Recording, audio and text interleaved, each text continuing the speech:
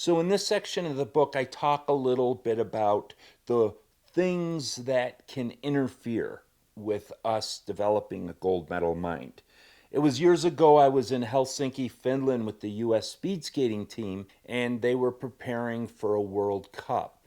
And after one of the practices, we were sitting in the locker room, and a skater said, "Doug, can you give me a psychological lobotomy?" And I said, "Tell me more about that." And he said, "You know me, I think too much, and my brain gets in the way, so I want my brain to stay in the locker room."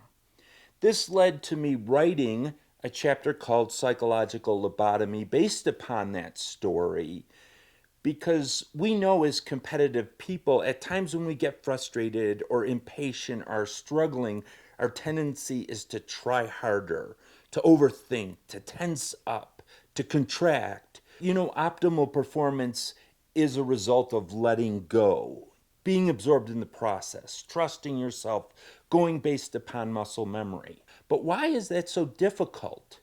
Usually it's tendencies or characteristics that we have as competitive people that make that difficult. Things like perfectionism, unrealistic standards, high expectations, being self critical, being very demanding or impatient.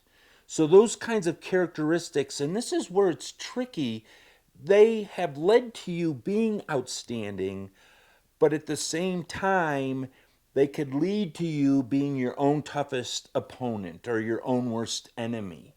So, as you read this section of the book where I talk about things that will interfere with becoming psychologically skilled, approach it with curiosity and wonder and no judgment, knowing that as you learn about yourself as an athlete, you'll even learn more about yourself as a person that will have profound impact on the game of life.